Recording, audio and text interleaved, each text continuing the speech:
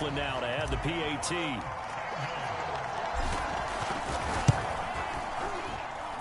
And they will take a 7-point lead now.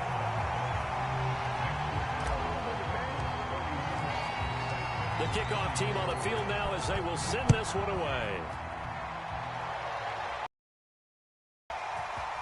From a yard or two deep, here comes a return.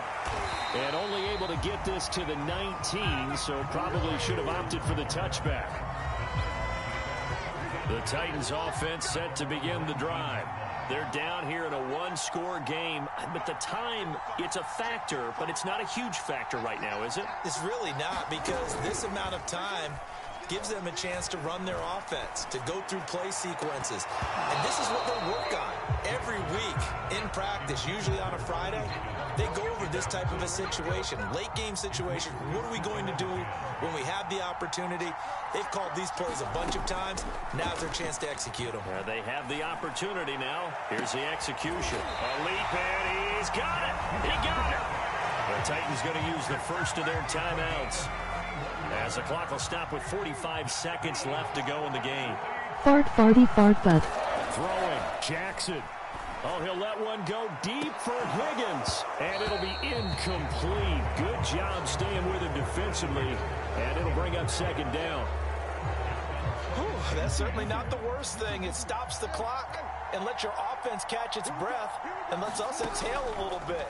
Now I expect them to call a couple plays in the huddle, so they're ready if a tackle happens inbounds. And now here's another interception. It's the former Titan, Tyrann Mathieu, with a pick. But to be frank, CD, this is getting tough to watch. I mean, you feel for him, but 6 interceptions, that's at a whole new level. It's not a good level. It makes it tougher and tougher to come up with ways to try and support him. But you have to as a team, because you can't just throw your quarterback aside. You're going to need him later on. But it reminds me of a time that a former defense coordinator of mine told me he was in a game where his quarterback threw 7 interceptions. So after the 6th one of the defensive players went to the quarterback and said, here's what you do.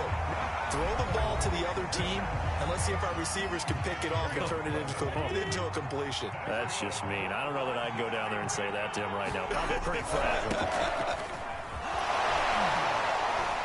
And he'll be upended at the 28-yard line. Just a 3-yard gain there. Now the Bengals going to use the first of their timeouts. It's just their first. They've got 2 more to use here in the final stages. The last run got 3. Now here's 2nd and 7. Burrow going to give this to Mixon.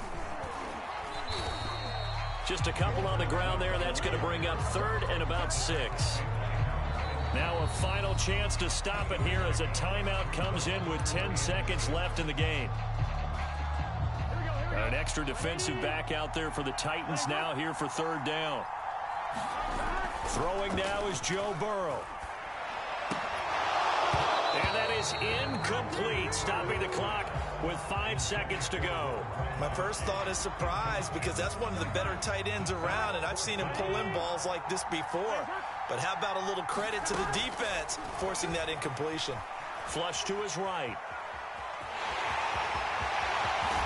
And he's going to be out of bounds right at midfield. So this one in the win column now for the Cincinnati Bengals. And you've got to say, CD, it was the defense who had a big part in the W. Oh, without question. When you force 4 turnovers, you get to enjoy the spoils of victory, don't you? It's rare that you force 4 turnovers and lose a ball game. That's almost unheard of. They carried this one home. And you talk about celebrating with each other and being in a position where going forward, all you think about is, let's get 5 next time. They're going to be on the hunt.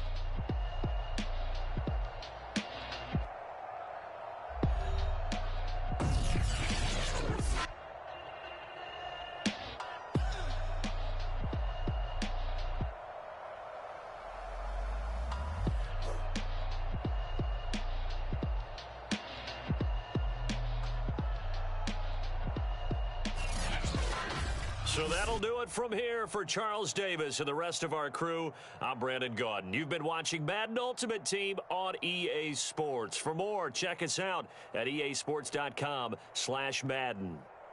So long, everybody.